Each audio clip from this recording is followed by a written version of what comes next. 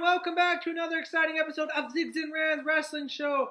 I'm your host, Randy. Hell in a Cell will be happening this Sunday, October 8th, live on the WWE Network from Boston, Massachusetts. But quickly, I just want to talk about Raw before I break down Hell in a Cell. Now, on Raw, most likely a Shield reunion will happen at this point. We saw the segments on Raw, the end, middle, beginning. It's imminent at this point. It just needs a confirmation. Most likely TLC, the announcement I think will happen at this upcoming Raw. Now, the Cruiserweights, they've been getting interesting here. Enzo Amore's annoyingness has really helped at this point. It really elevated, made the segment interesting. The only thing, though, I wish a different superstar would have came out other than the Kalisto. Hey, Kalisto, no disrespect to you. You're a phenomenal athlete. But the pop when you came out was not there. I think a more reaction could have came from a guy, possibly Hideo Itami.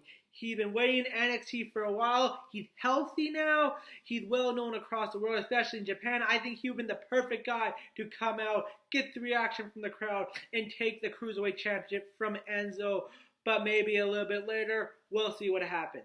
Now, on to Hell in a Cell. It was announced on SmackDown Live that on the pre-show, Chad Gable and Shelton Benjamin will face the Hype Bros and Zack Ryder and Mojo Rawley. Most likely, Benjamin and Gable will win this match. We've seen the tension between the Hype Bros. They are cracking. Most likely, Zack Ryder is going to flip to heel. The question is, though, when is going to be Sunday, sooner, but most likely Zack Ryder flipping to heel.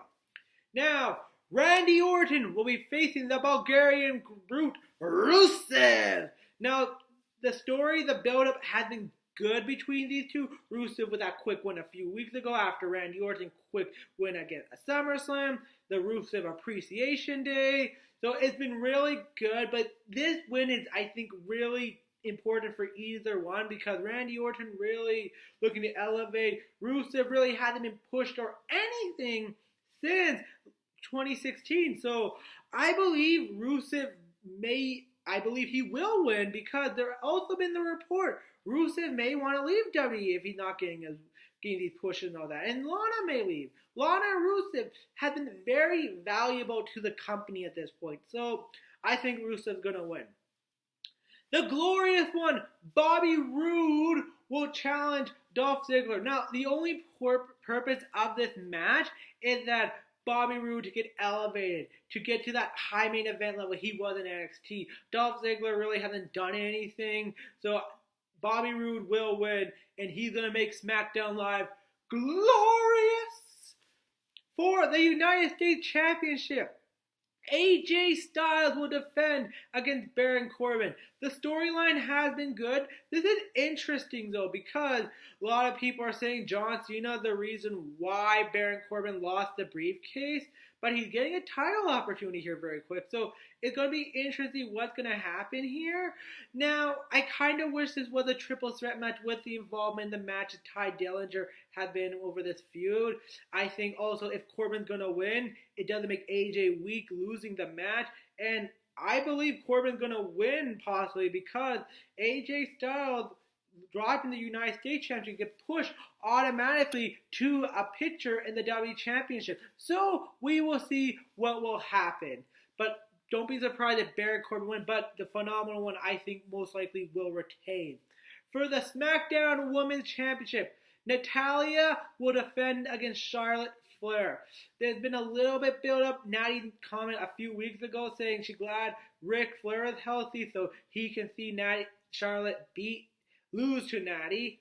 So we'll see what happens there. But in all likelihood, I believe what's going to happen is Carmella's going to cash in the Miss Money in the Bank briefcase. She's been in this segment. She's been up in Natty's face a lot. So it's a shame, though, if that's the case, because Natty, I think, has been really good with the heel personality at the SmackDown Women's Championship. She did great work with Naomi. I think she can do great work with other competitors.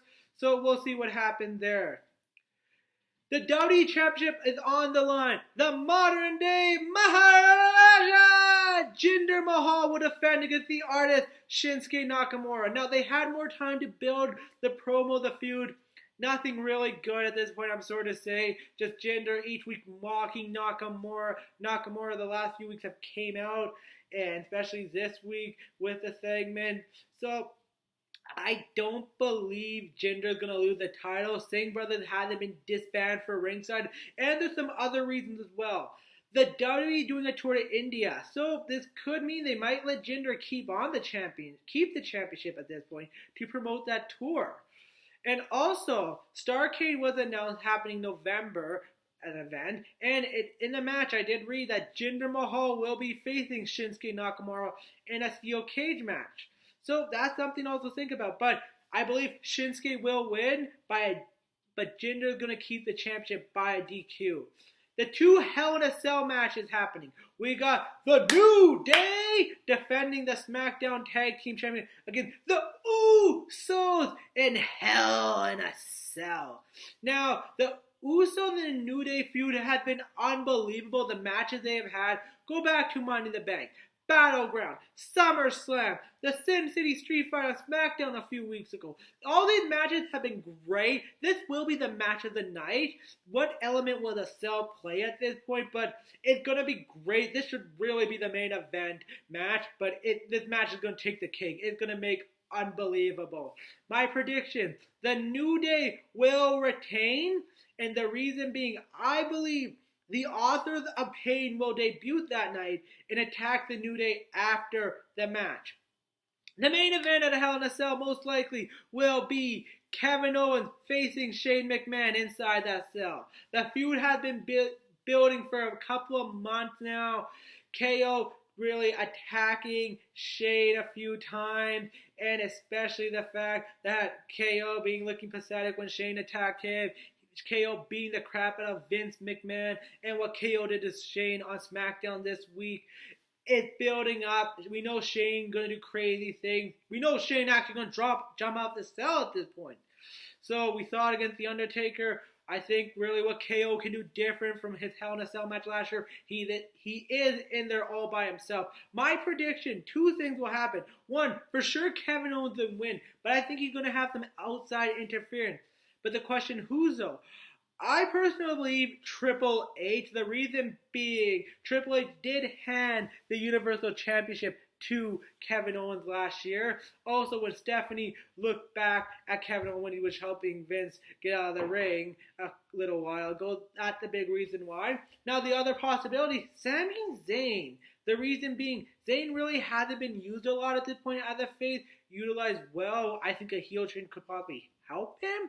And he's been warning Shane about what KO is going to do to him and the person he has become. So we'll see what happens. Well, that's my breakdown for Hell in a Cell. I'll be back next week breaking down Raw. Like I said, most likely a Shield reunion is going to be announced next week for the TLC pay-per-view. But Hell in a Cell, if you're really interested, I believe, like I said, the New Day and Uso match is going to steal the cake.